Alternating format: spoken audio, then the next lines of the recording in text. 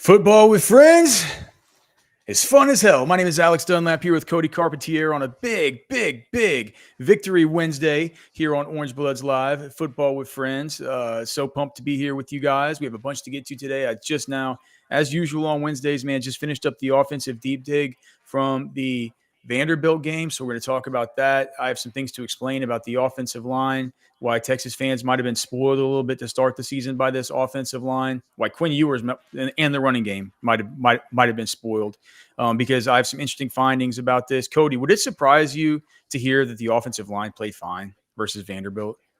No. Not at all? No. Would it surprise you to hear that DJ Campbell played his second best game of the season? Yes. I was surprised by that too. But man, he played really well, and we're just gonna talk about like the level of play from the offensive line, what this offense really needs to be able to operate at a very high level, and why it's kind of looked a little bit worse these last 2 weeks than it's really been. Most importantly, versus Vanderbilt. Versus UGA was a little bit of a different story than versus Vanderbilt.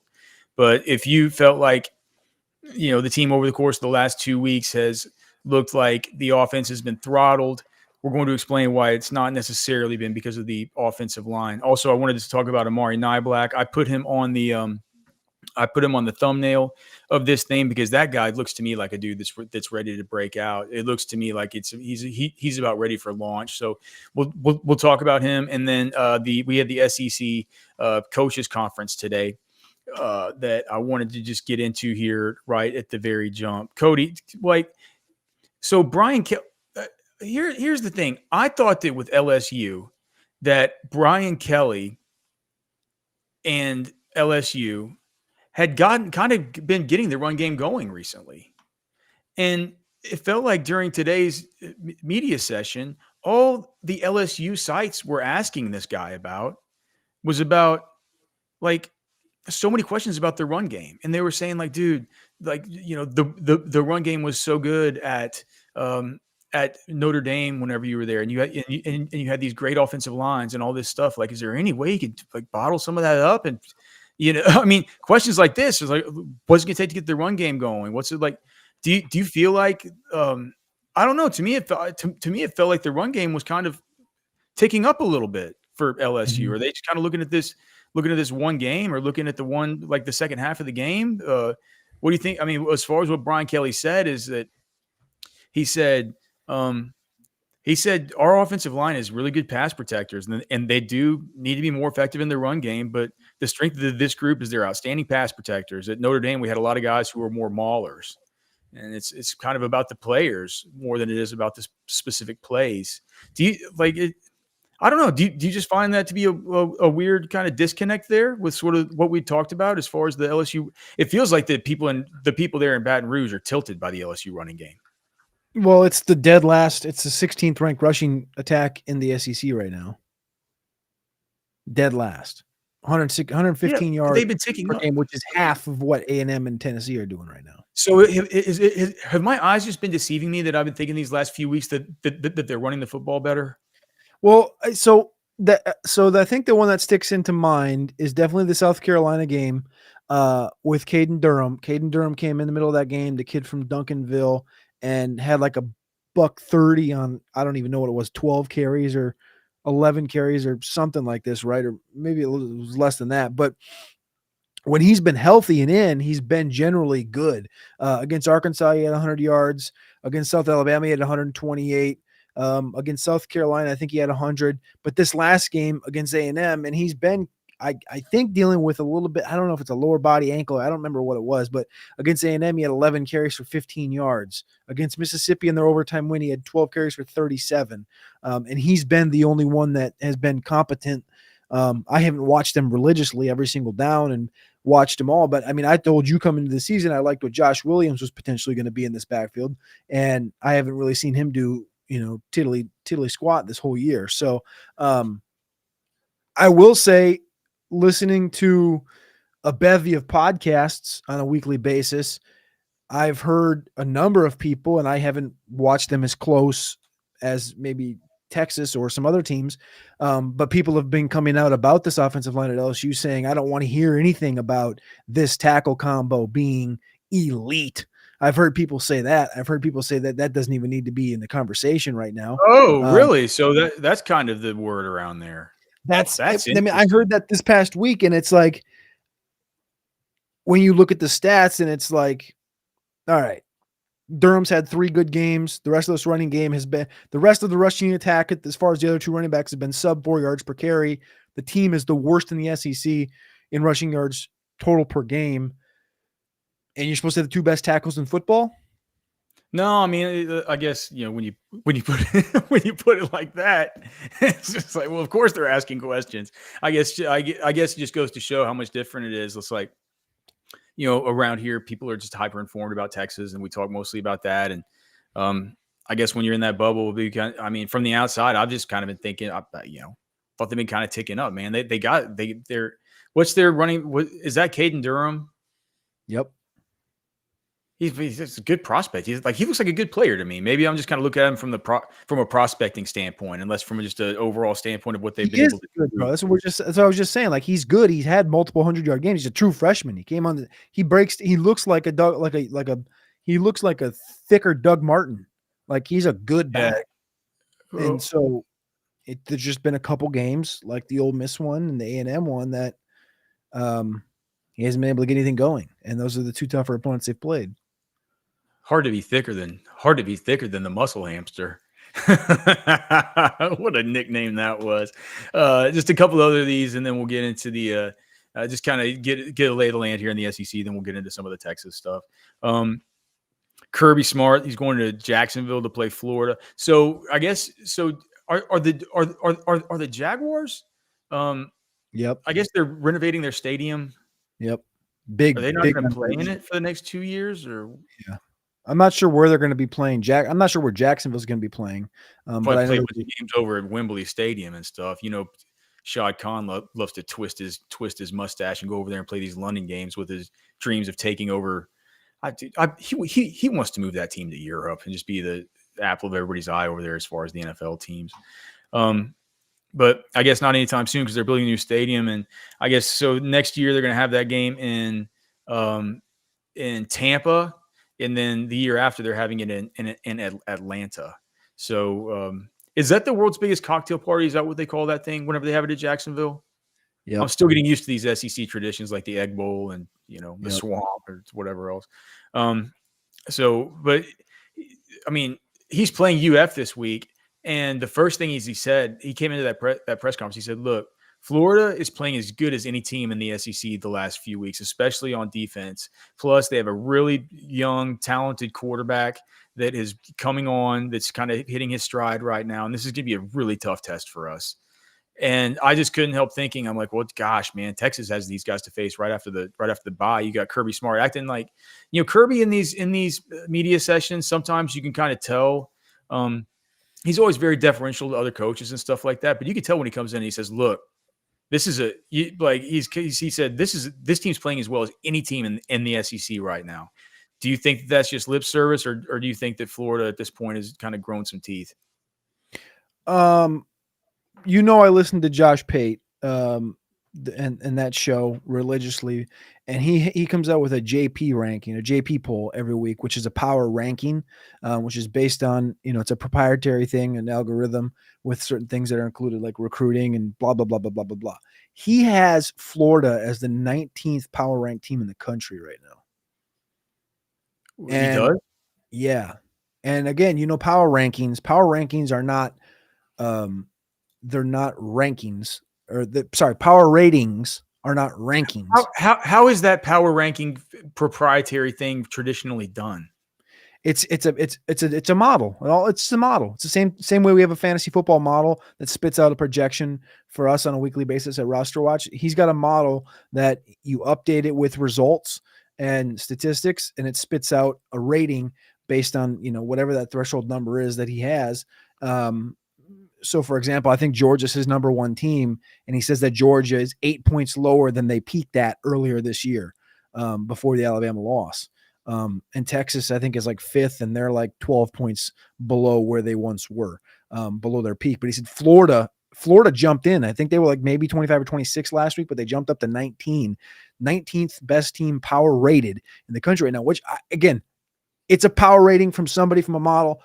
I think he's a good creator. I think he gives good analysis, but my point is that it's just interesting, right? Because you generally don't think about Florida in that aspect. And, I wrote a number of columns through the offseason about the size of teams, the talent on rosters and things of this nature. And one thing that me and Ketch went back and forth with in like June and July was how interesting this Florida team would be, because the schedule, everybody knew the schedule was going to be brutal for Florida. It's still the rest of the season. It's a gauntlet, but they're going to be a compatible team, especially if Legway got in, and where we're sitting here with DJ Legway, which is kind of a wild card of sorts.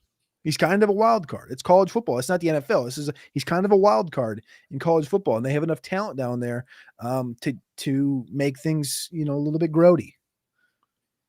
Yeah, I mean, you just look. You're right about the upcoming schedule, though. It's hellacious, isn't it? So they have Georgia this week. Then right after Georgia, they have to travel to Texas, and then they have LSU at home. Then they have Ole Miss at home, and then probably they'll get a win versus Florida State. But it's a rivalry game, right? You never know in those, right? Last game of the season, it's like I would say throw the records out the window, man. But Florida State just no. But honestly, I mean, you're going to Tallahassee in the last game of the year, and that Florida State team is as broken as it is. Like, if there was one more game that team you could circle and say, well, Florida State, you're definitely going to get the best thing Florida State's got, it's going to be that game. Yeah. No. Yeah. I don't know what that is, but yeah. Well, that's kind of the point. It's like, what is their best game this season? I'm not sure that we've seen it. Look, there's a bunch, like I have a bunch, like this is going to take longer to go through all these SEC coaches. And like, there's a bunch of these that I want to talk about. I want to talk about Elko. What? I want to talk about Elko because he made a comment. Elko. I didn't listen to Elko. I turned it off after Sark. So let's talk about Elko. Let's talk about Sark, and then let's get into the offensive line, because I already see some comments in the chat that people want us to explain what we mean by the intro. So let's talk about Elko. They can hold their horses. They'll be fine. It's an hour-long show. We always respect the time. We always give them the best analysis in the game for Texas, but we're here to talk about everything SEC for a couple minutes here. Mike Elko, the coach for A&M, obviously, they get South Carolina this week. And we know South Carolina is going to be tough. We've talked about them all year, the defense, especially the edge rushers, etc. Elko comes into this thing, and he says, these are two quotes I wrote down. I'm listening to this thing, blah, blah, blah, blah, blah, blah, blah. He goes, this is probably the best team we've played all year. Huh. Got my pen out. I wrote that down as quick as possible. I go, didn't this team just beat LSU? Well, Cody, it's so funny, dude. Like Notre Dame. This is a buy or sell that I had fired up for yesterday, but it was here it is. South Carolina on the road is as tough a test for A&M as LSU at home. 100%. It's a night game. He said also, like, this is the second quote. This is a buzzsaw to the highest level. Gosh, man, I hated these getting his team ready for this. He knows it too. That's the messed up thing. That's why I wrote the note down, because I think America was like, this is a buzzsaw, dude. This is a very underrated South Carolina team. This team is like on the brink. If they can get this offense dialed in, this team's going to be tough. They're only 2.5-point favorites. A&M is tough. It's the same line as it was at home versus A&M. I was just like, what? Or versus LSU. Yeah. So, I mean, the sports books know it. Texas for Texas fans, Texas fans really, right? Texas fans really want A&M to. They always want A&M to lose, but I mean, it's like they really want A&M to lose here in this spot. Just think about this though, Alex. This A&M team has played not one, not two, but 3 top 10 games this year. Notre Dame was ranked 7th. Missouri was ranked 9th, and LSU was ranked 8th. All 3 were at home, but he said this probably the best team we've played all year. Not game, not situation, not environment. Probably the best team we've played all year. I mean, kind of tells you a little bit about Mizzou. You know what I mean? Not to pile on those guys, but golly, we called that from the very beginning that they might be a little bit of a paper tiger, right? Mm-hmm. And then Sark. Let's just anything else from Elko, or is that just that's the main thing? That was just a good quote from. Okay, Sark.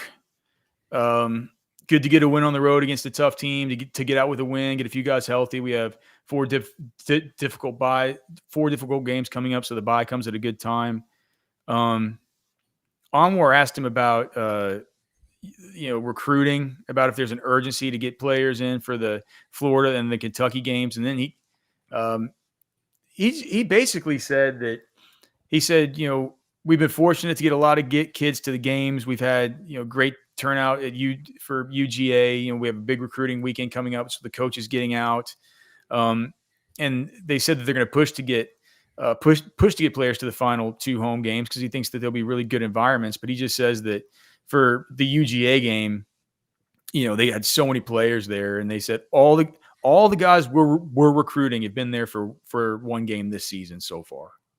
So I don't know if you want to just think about the guys that Texas is consider themselves like after that they feel like they're in on, look down at the list and see if they've been at a game this year. Because that was Sark came out and plainly said that. He says that last year they played in the conference, because Anwar was asking, he's like, hey man, on that Sunday after the A&M game, can you guys like sneak out and to do any recruiting that week? Because normally it's on a Friday and you can sneak out for that weekend beforehand before you do anything. And Sark just said, dude, you're talking about a month away, man. Like, I don't know. Like he's just like that's like so far down his list of priorities right now. Yeah, he's just like Anwar was real interested in. I mean, I think it's an interesting enough question, but to me, he was saying like at that point in the season, he's like, there's the chance of an SEC championship game and stuff. And like, are you getting ready for that game, or like, are you going to focus on recruiting? He's like, last year we kind of just did the thing where we just got ready for the football game. We said to ourselves, look, if we go, players want to come play for winning football programs. Yep. It's like whenever you win, that's the best recruiting tool that you can have, is to have a successful team. So he says the best thing that we can do is really play good football. So it does feel like to me, if Texas is in a position at that point where they're still in the hunt for, or they've earned the berth to the SEC title game, I don't think they're going to be out blazing saddles up to Duncanville or something that weekend. Like they're going to be getting ready for they're going to be getting ready for that game and doing it sort of the same as they did last year. There was the stuff. So, Makuba, so he's on the mend, making good progress, but he says he's not going to give, he's not going to give an answer on him until they do the injury reports next week. So that's just TBD on that. My instinct is that he'll be able to play. He talked about David Benda. Somebody asked me about David Benda and how he's responded to, maybe less playing time, stuff like this, right? And Sark said he's responded really well. He's making his reps count. He plays fast and physical. That's important. And we've been talking about this in multiple position groups. You don't really feel that drop off when you get to the number 2 guy. You don't, and you certainly don't feel it with him. And so there you go. Leonga Lafau is the starter. You mean he's the starter, right? He's the starter. Those are my favorite. Those little, just like under the rug. Yeah. Listen for him. Sark will give them to you all, like every week, every other week. If you listen for it, he'll give you a little something. He'll just slide it right under there. Well, here's another one about Alfred Collins that I've been talking about this whole time. All right, so listen to this, but it's a question about Jahdae Barron. Okay, so he just said it was a question, some cockamamie. It was phrased in a cockamamie way. I forgot what it was. It's like, hey man, you're about to lose this extra COVID year thing, but there's talk about maybe even not having to deal with like a red shirt type of thing to let people play 5 seasons if they want to come back for an extra one. I haven't looked much into this proposal or this idea that people are throwing out there, but Sark had mentioned it and how he thinks it's a good idea. He says that so many guys want to hurry to the NFL, but are you ready? He says you get a 4th or a 5th round grade and then you leave early. He said Jade didn't get a great grade and now he's going higher, and that's money that you'll never get back in the NFL. Agents say it's all about the second contract, which it kind of is. But like, and Sark said it's all about the second contract, and that's true. Situations are situational still. But you never get a chance at that difference in the money from one year to the next. And he said, so what he was saying is you could still say it's, the big deal is the second contract. That's true for anybody, right? But the money difference from where you can move up draft wise from there to there, he says that's life-changing money. It's like, it's a big deal. And you never get another chance at that difference in the money from one year to the next. And he goes, Jade and Alfred Collins made life-changing money by staying another year. So it's the, I mean, this, it's a literally difference. If you can move up from a mid-round guy, like a 4th, 5th round guy, where you're probably going to end up with, 800 to 1.2 million, somewhere in there, 800,000 to 1.2 million annually, all the way up to, you potentially dip your toe into that first round and all of a sudden it's boom time. Like it's monumentally different in that conversation. Yep. Right. And your protections and your years and your options, stuff like, yeah. But I do think that, which would like the 5th year option is obviously a tool for it's obviously a tool for the NFL franchise to use, right? That's a tool for them, but it is another year towards, it's another vested year. You can project out. Yep. But what about the completely just non secular mention of Alfred Collins about in this Jahdae Barron question? I think that I think people have taken notice of Collins over the last 2 weeks. What is it? SEC play. SEC play is different than the first half of the year.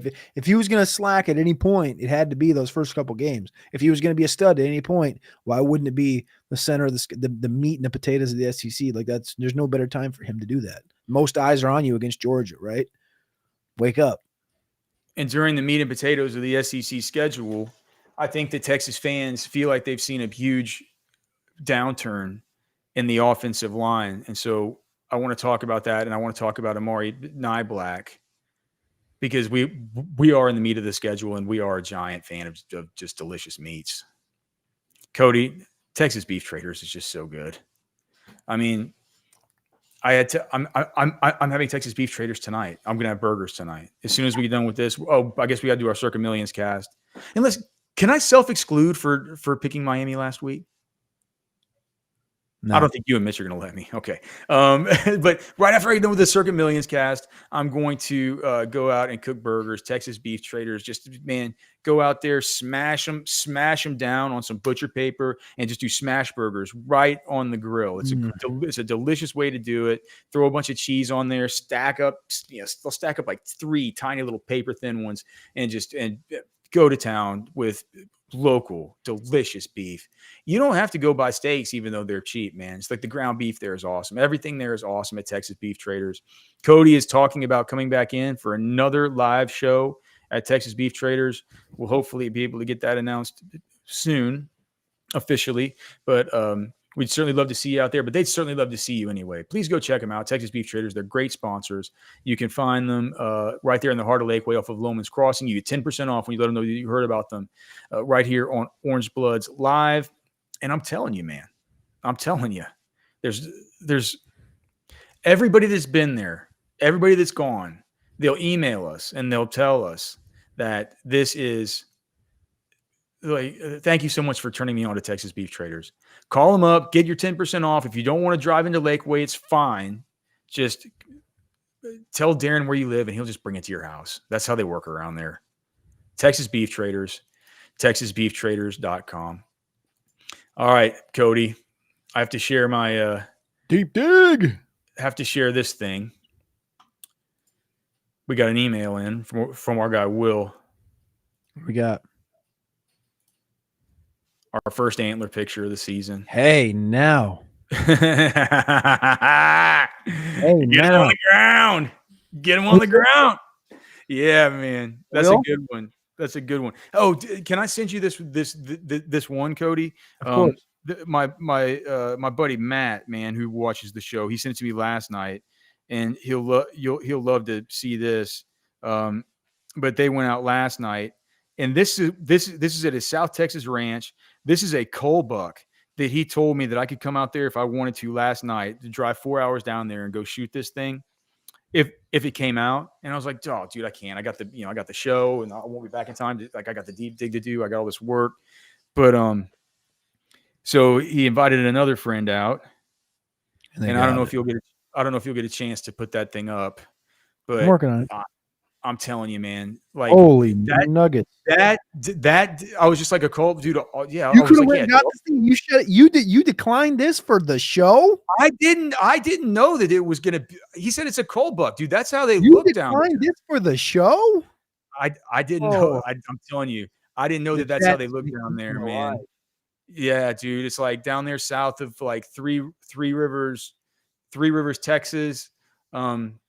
Oh man, I forget the name of the county. I don't even want to say the name of the county. I don't want anybody to know about it. But this is a low fence ranch, and my guy Matt has a spot there that he's had for years, and it's the place I went earlier in the year where I shot that doe. He's like, "Come back down, man. I got this one coal that I've seen coming around, and maybe we'll get a shot at him." And his other buddy ended up being the buddy that got this done because I couldn't make it down. So I can't, like, I'm taking off 2 weeks to go hunting next week, man. I couldn't take off another night this week. Dude, you could have taken off the night this week and skipped next week. This thing is a sicko. Dude, the chat, I want the chat to react to this thing how they need to react to this thing. You ready for this thing?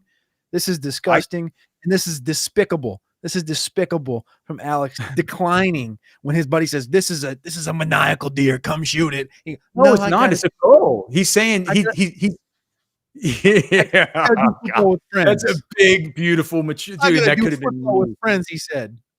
That could have been me. Gosh, man.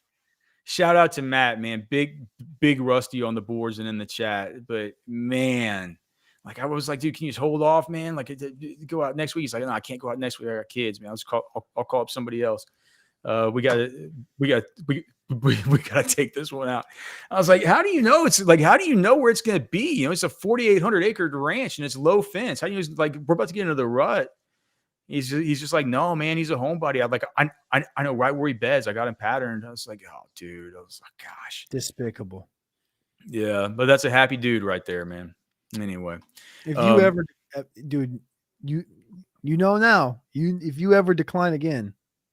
You're not allowed to decline. You just need to, hey, Cody, I got to go. Bye. Yeah, dude. Come back with a picture like that. Yeah. You can just go. All right. So about the offensive line in this last game, if you look at the charts, you'll see that the players just on a player by player basis, so if you look up there at that top chart, so Kelvin Banks and DJ Campbell both scored in the 80s in this game. As far as the actual disruption that was allowed and the penalties caused in this game, what happened is that this was one of the games, and this has happened before, but this is one of the games where, so each play gets graded on a scale of -2 on a Likert scale all the way up to +2, with +2 being a perfect grade, -2 being the worst, like that's the worst rep I've ever seen. Okay. And that's not how these grades come. It's like, it's not just, you add them all up and then you get an 80. Like there's a formula that goes into it and everything. Right. But I do get the coefficient that I add on to the baseline via that grading. Okay. So if you look at these grades, whenever you're in the area of, say, I'll tell you, not say. I'll just tell you the exact area that it is, and this has been, this has been tested, and this works, and this has been very predictive. Um, when you're in an area with players grading between 76.5 and say 79, right? Games in this area represent good to very good Division I play, and teams with an entire offensive line operating in this area over the course of a game should experience no detriment to offensive game plan due to the offensive line. Okay? So if you have a whole team that's playing like that, you shouldn't have any detriment to the offensive game plan. Now, with that being said, I can understand people saying they didn't look as good because clearly they didn't. Look on the side of the screen right now, and if you're driving or something, don't do it. I'll just explain it. But where Vanderbilt is, it has like Kelvin Banks scored an 81.23. And his is in pink because it wasn't a good game for him when you compare it to his games on the season, because he's had an excellent season. He's gotten to like up to like 85. He's gotten to this level where players in this area and above are virtually assured of being highly drafted. The highest graded games in the history of the deep dig system came from the top guys like Jake Matthews, Joe Bitonio, Zach Martin, and Larry Warford. Like the best guys that I ever did this when I was doing it professionally, just trying to slot these guys for another company that was it was for Bleacher Report, and I was just trying to help them with my job was on their scouting team to help them project where these guys were going to get drafted, right? And so not Cam Williams, Kelvin Banks has played at that level this season, right? He's played it not quite like a Jake Matthews, but like a kind of like a Zach Martin or a Joel or like a Joel Bitonio, perennial All-Pro type players.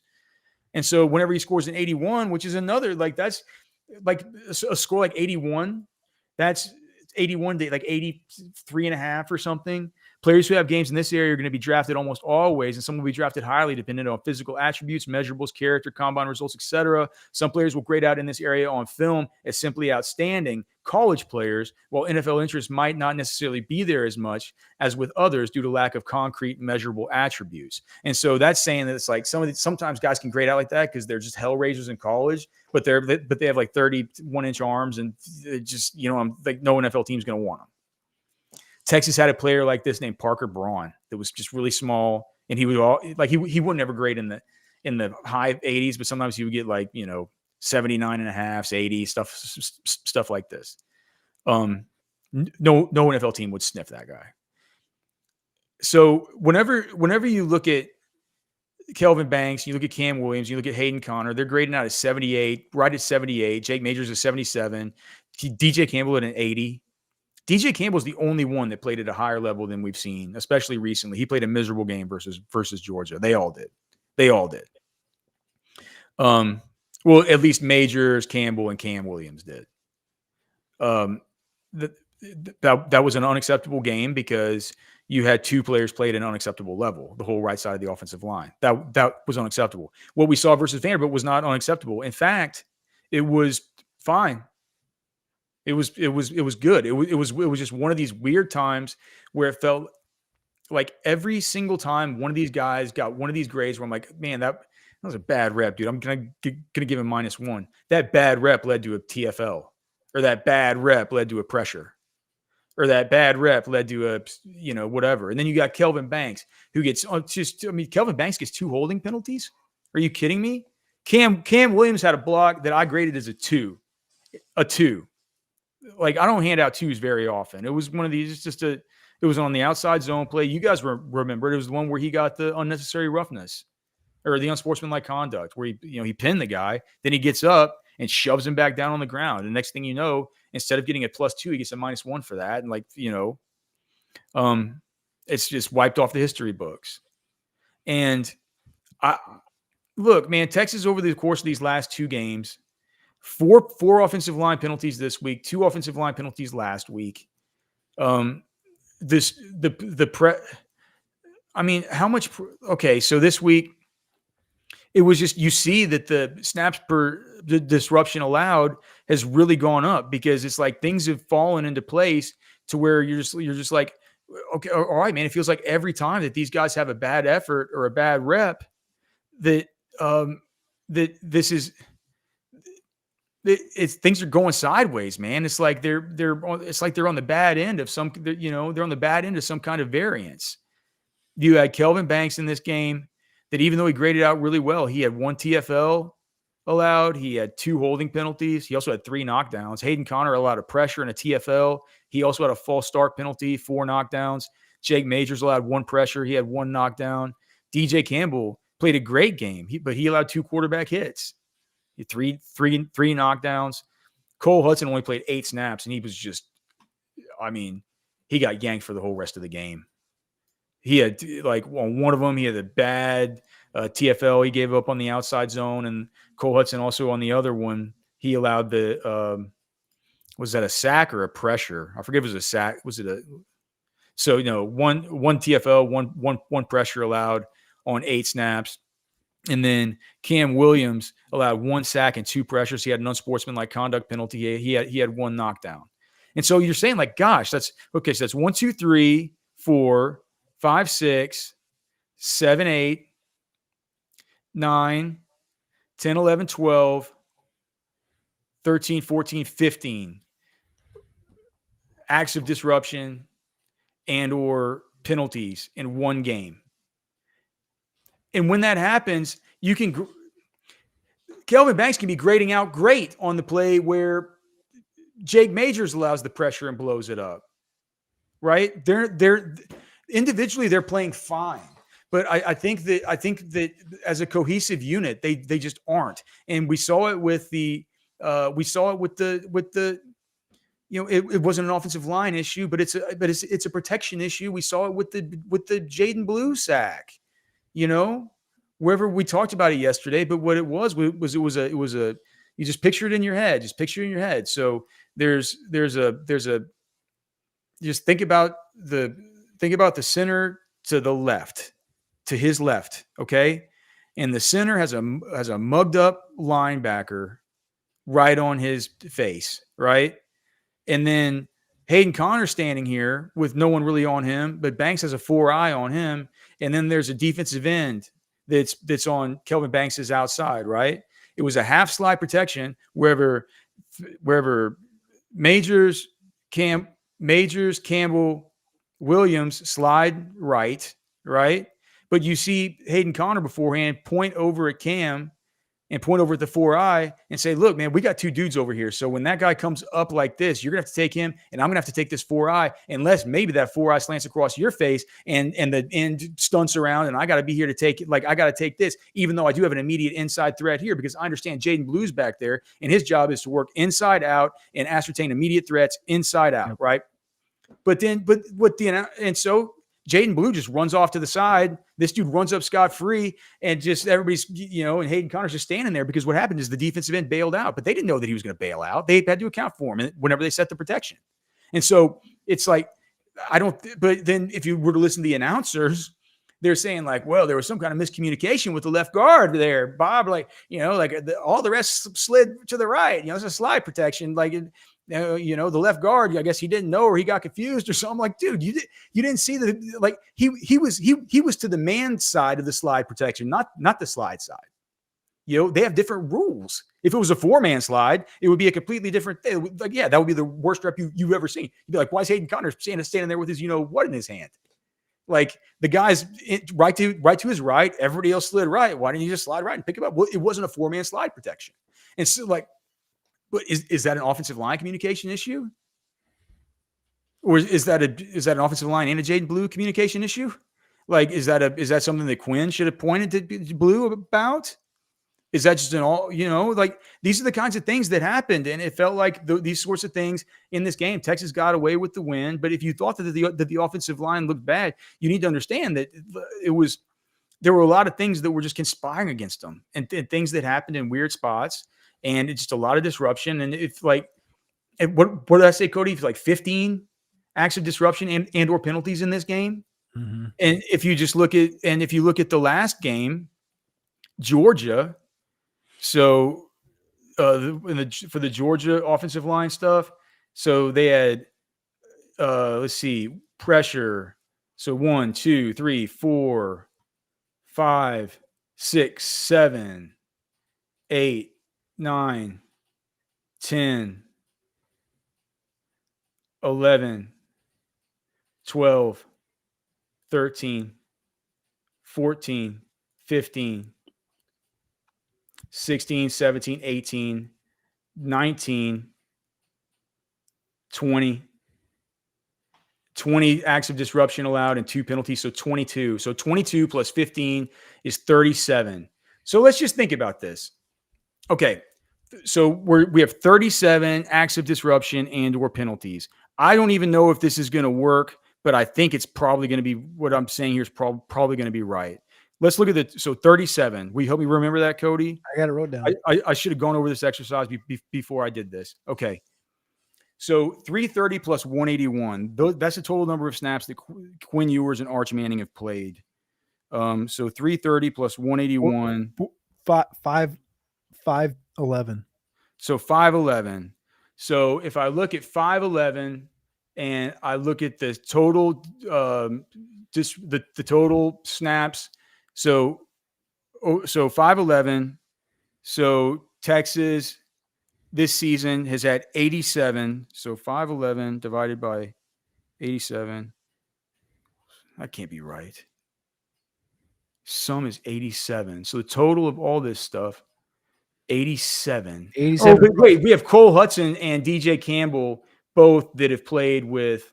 I can't do this because those guys have played with the twos also. And I can't do this. But even if I kind of do it, how many snaps? So 67. So even if I kind of do it, so they had 67 snaps this week, 74 last week. That's 141 divided by 37. You're looking at disruption allowed once every, or penalty calls once every 3.81 snaps. Whatever it was, I was just looking at, was just those guys. Was it more like once every 7 snaps? And that wasn't even counting the stuff with those guys that were in there with the twos. And I have to look and go back and see which games those guys played with the twos with Arch Manning, et cetera. So it's not something that I can do here on the air. Yeah. But the fact of the matter is, over the last 2 games, the reason why you see the snaps per disruption plummeting, right? And plummeting is that's still Kelvin Banks is still sitting at the third or fourth best in the whole history of the deep dig. But he wasn't once every 222 snaps or something. But he's worse than he was last year on a snaps per disruption. Yeah, well, it's because these last 2 weeks, it's been too many penalties and a lot of disruption allowed. But what I'm telling you is this: versus Georgia, it looked like well-earned disruption, right? In this game, it just felt like 4 offensive line penalties, and then just a bunch of stuff where it was just one-offs. Mm-hmm. These guys individually played fine. So I think that, look, if you look at it, I think that after this bye, they're going. I've watched clearly. I watch them very closely. I think about this a lot. I believe that the system is correct in saying that if they're operating at that level, even though those scores look pink and red, if they're operating at that level, it shouldn't be a detriment to the offensive gameplay. Is there any reason you don't have all of the numbers on the same color coordination? It's just so you can track each guy horizontally? Yeah, because if you do that, well, yeah, because I don't want to track them versus everybody else. I just want to track them versus themselves. Gotcha. So I can say that, I can just look at Jake Majors real quick and I can just say UTSA was his best game. Yep. Right. So, but what I'm saying is this, and I said it in my column, maybe Texas fans just got a little spoiled by how well they were playing to start the season. I mean, look at the schedule too. So it is what it is. And if they're going to play like this, they're playing fine. They're playing good enough. This game, things conspired against them, but individually they were playing well enough. The bye comes at a good time for them to get refocused and try and get that stuff recaptured. And I think they can get back to it. They got one of the top 2 offensive line coaches in the whole nation. Right. They're going to be fine, but there were things that conspired against them in this football game. They still get away with the win. And look, you can't blame the running game doesn't have the teeth that it used to. They need to play Jaden Blue more. You know what I'm saying? They need to do some different stuff. They need to mix in more power, more counter. There's a million throws that Quinn wishes he had back. Not a million, but there are throws that Quinn wishes that he had back. There were times with Trey Wisner, I'm just like, dude, I used to talk about how good a vision you had. Now it feels like now it feels like you're having trouble reading these blocks. You know what I mean? And so I feel like that there's just a lot of stuff that's sort of going on here. And the bye comes at a good time for them to just recalibrate and say, hey, man, how do we kind of get back to where we were? And even if Texas fans have been spoiled and they don't get back to where they were, and Texas early season schedule was just bad and they were bum hunting, they're still playing well enough to go and win and to not have your offensive game plan impeded. So they need to get it figured out. Last year, there was 19 penalties according to your deep dig from Banks, from Campbell, from Christian Jones, from Jake Majors, and from you have Cole Hudson. Sorry, so there wasn't 19. There was 22. Sorry, Connor's on this list as well. So Connor, Majors, Christian Jones, DJ Campbell, Calvin Banks, 22 penalties on the season. Yeah, and your list right there in front of you has them at 22. Oh, yeah. I mean, there's too many penalties. And I mean, that's thanks. I mean, yeah. I mean, it's got to get cleaned up, man. The last 4 years, the first year under Sark, 5.8 penalties per game in 2021. In 2022, 6.1 penalties per game. In 2023, 6.6 penalties per game. And in 2024, 6.9 penalties per game. Across those 4 years, the consensus worst month of the season for each of those years has been October. So October ends tomorrow. They'll never play another game in October this year. They averaged 7 per game in 2021 in October. In 2022, they averaged 6.8 per game in October, 7.0 in 2023 in October. Their worst month last year actually came in November with 8.3. And then so far this year, 7.7 penalties per game in the month of October. But when you look at a grand scheme of the overall conference, they're really not that bad from a penalty perspective. They're kind of like right in the middle of the pack. Literally ninth in the conference. Like Alabama and Mississippi are averaging 8.5 penalties per game. It just happens to be, I think, for Texas, they're happening in some of the worst spots. Holds on kick returns, holds on big busted plays. Here and like they're just happen. They feel like they're Gunnar Helm one. It's like that's your thing, man. Gunnar Helm and Niblack. Dude, we still need to talk about Niblack because he's on the cover. But I mean, both of those guys had holds. They got big plays called back. And that's what gets tilting when you look at like Jaden Blue's numbers. Like he had some of his stuff called back that was like really good runs. You know, Wisner had a good run called back too. Can you believe that those guys have, over the course of the season, they've had the exact same number of opportunities between their carries and their targets and the exact same number of explosive plays? Isn't that wild? I looked and I'm like, did I just put Wisner's stuff and Jaden Blue stuff and do it? But I'm like, no, because Wisner's got 77 carries and 29 targets. Blue has 71 carries and 35 targets, but they're both sitting at 106, 105, I can't tell, and 5 explosives to be at 21.2 opportunities per explosive play. Just wild. If I were to just look at it with my own 2 eyes, I would think that Blue is the more explosive option, but that hasn't been the case. Maybe it's just been over the course of these last few games where I've just been like, man, I feel like they just need a little bit of a change up at times. I feel like it's just the when Blue catches the ball, you just see a different burst. It's like when Keelan Robinson played last year. Like Keelan Robinson never made plays on a weekly basis, but when he touched the football, it felt like it was at a different speed. I think that's the thing with Blue. It just feels like it's at a different speed as soon as he touches it. Yeah, but dude, I'm reminded whenever I see Blue running the ball and he's having these good runs, I'm reminded of how good he looked to start the season. And I feel like they needed to try and it's like they just need to recapture a little bit of that. I hope they take this week to get refocused and just kind of recapture all of it. And he's got to get better in the pass pro and all the rest of it. But it's That's what it is. And I know it's confusing to hear me say it's like they need to get it together, all the rest of it. But, we've all been a little bit spoiled. Quinn's probably been a little bit spoiled. The running game's been a little bit spoiled. If they can't get back to that level, what I'm here to tell you is that optimal? No. Would you like them to win the Joe Moore Award? Yes. Have they played like that? Certainly not versus Georgia. Probably not versus Vandy. But they're not playing it. They are not playing at a level that should be a detriment to offensive gameplay based on my system, and I trust my system. All right, and then just the Amari Niblack, people, and I saw somebody in the chat saying like he's not going to play because he can't block all this. I'm not so sure. What Sark says about these guys is that whenever they make plays in practice and they do things right in practice and they start picking things up, then we give them opportunities in games, right? And then we see if they can make their snaps count. What Sark always says, it's not don't count your snaps, make your snaps count, yada yada. Amari Niblack gets in there and makes his snaps count. He plays like 11 snaps, he gets 2 targets, and he gets an explosive out of the whole deal.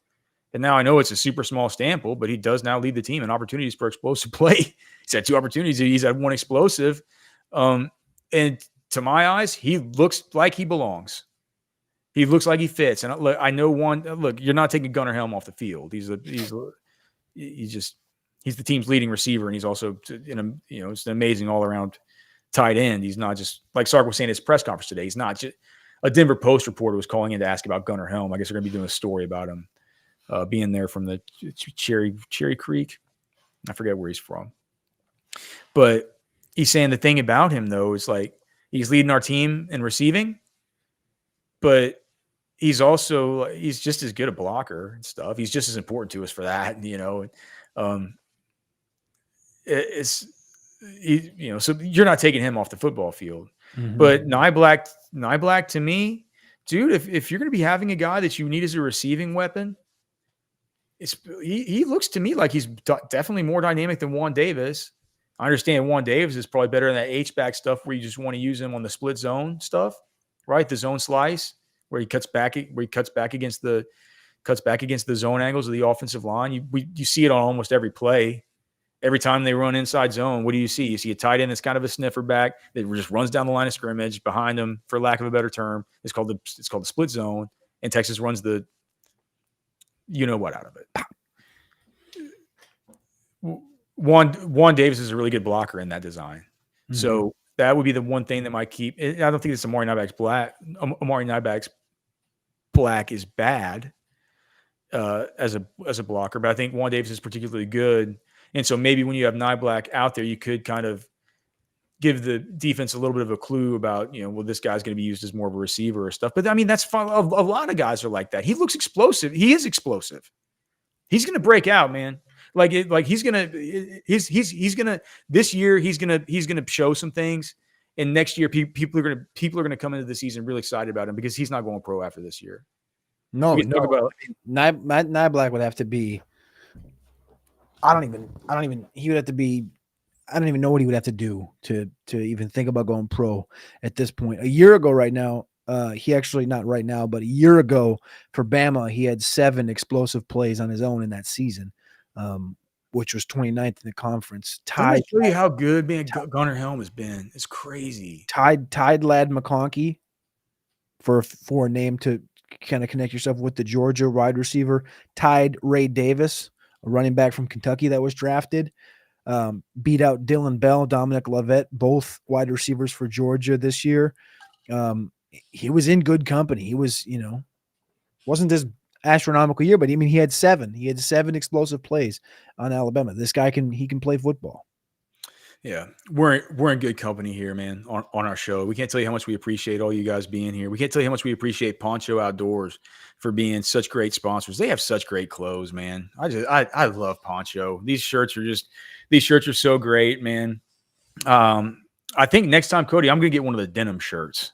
I keep getting these ads for the denim shirts, and they look so cool. They got this new one that came out today that they sent out to their VIP members on the email list. It's like this sage green one. I forget what it's called. I was like, sage green denim shirt. Who wants? I clicked on the link. I go, oh my God, that's the awesomest looking shirt I've ever seen. It's just like they also have one called the 40 Acres, which is It's burnt orange, kind of like the one Colt's wearing right now, but it's denim.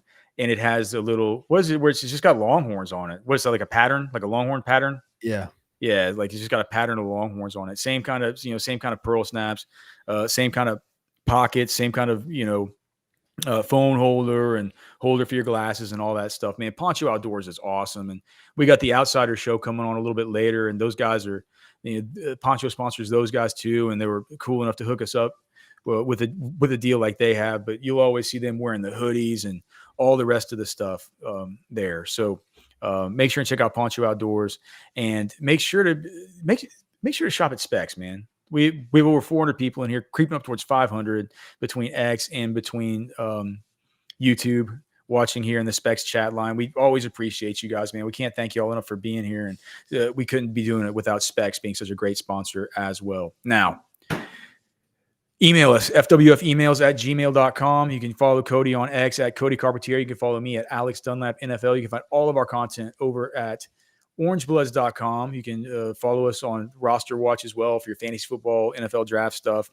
Of course, we're talking about that here for as long as you guys want to have us, man. As long as the show keeps on growing, we're happy to be here doing it. Thank you so much for being here with us. Thanks you so much for watching live, and for the massive numbers of you that have been tuning in the next morning, especially. It feels like that's when we get most of our views. Is just like we say to you guys, good morning, and thank you for being here. We certainly appreciate you. We love you very much. We ask that you just continue coming back, man. Continue watching the show. All right. Have a great night. God bless you. For Cody, I'm Alex. We're done.